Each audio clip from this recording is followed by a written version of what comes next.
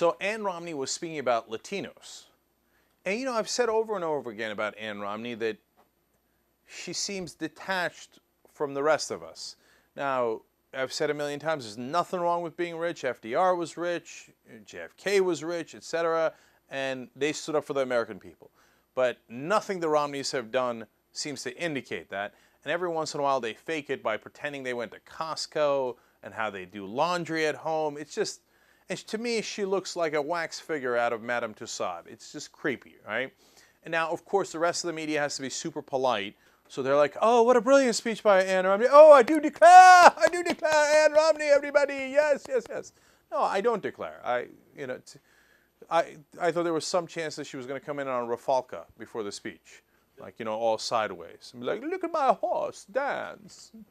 I can relate with you. Uh-oh, that sounds like Bane. Is it Bane Romney? Hello, everybody. I can relate with you. Look at Rafalka. All right, anyway. So on Latinos, you get that sense, or at least I do. Let me read you the quotes and see what you think, okay? She says, it really is a message that would resonate well if they could just get past some of their biases that have been there from democratic machines that have made us look like we don't care about this community. So pause right there and think about that. So it's not that Latinos are worried about immigration policy and other policies that Republicans have, and certainly rhetoric they have against Latinos. It's that they are biased against Republicans. Did it ever occur to you, Ann Romney, that they might not be voting in your side because you're biased against them? And it doesn't mean that Ann Romney, you know, is personally biased against Latinos. It's your policies. They have to live with those policies. But she thinks, no, well, obviously it can't be us. It must be them. They're the biased ones. But let's continue here. She says, Latinos should wake up and say, you'd better really look at the issues this time. It's not just what she says, it's the way she says it. To me, that sounds so condescending. You know, I do declare, you Latinos, you better wake up and look at the issues this time, okay? I mean, you're so ignorant. If you weren't so ignorant, you would realize that you were biased against Republicans. No, but they do know the issues. To them, it's not a theory, Ann. They have to live with those.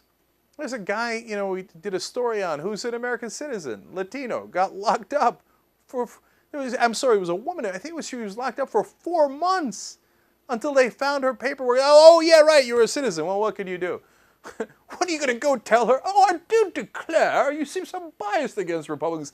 Well, they passed the laws that had my ass locked up for no reason for 4 months, just because I was Latina. That might create a little bit of a bias, right? And bias in that case would be, I'm biased against you because you seem to hate me. Okay, now she says one more thing here. I spoke to women last night, and I wanted women to understand how important this election is for their children. But as I was sitting backstage listening, I thought, it's also very important that the Latino community recognize how important this election is for them. Again, this whole condescending tone, like, oh, you have to recognize how... You probably don't recognize it, because I know you're, you know, the unwashed masses. But you have to recognize, not just women who've been ignorant, but Latinos as well, how important this election is for you. We're trying to help you. I mean, we hired Consuela. We helped her.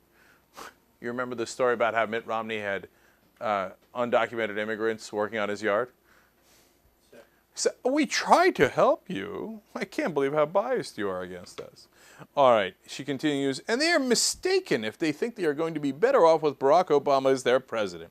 There really is only one way for prosperity for a small business, and that is, this is the simplest way I can say this, if Mitt Romney wins, America wins. Look, there's some chance that I'm making too much of it, right?